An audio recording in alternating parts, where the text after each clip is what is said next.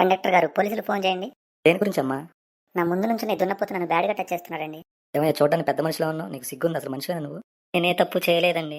నువ్వు చేయకపోతే ఆ పిల్ల అబద్ధం చెబుతుందా, లేకపోతే ఇక్కడ కూర్చొని నేను చేసిన తప్పు? పోలీసులతో చితకొట్టిస్తే కానీ నీలాంటి వాళ్ళకి బుద్ధి రాదు. నా భార్య పిల్లలు మా అమ్మ నాన్న అవమానంతో కుంగిపోతారు సార్, ప్లీజ్ అలా చేయొద్దు.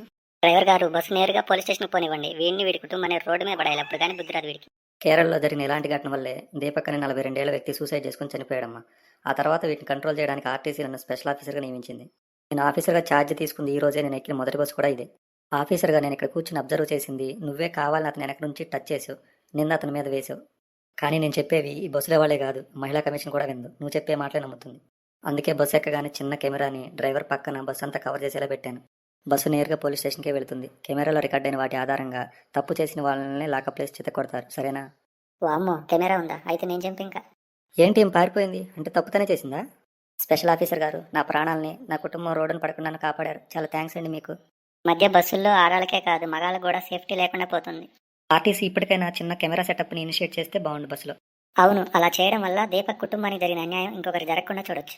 వీడియోని చూసిన వాళ్ళు తమ అభిప్రాయాన్ని లైక్, షేర్, కామెంట్ రూపంలో తెలియజేయండి.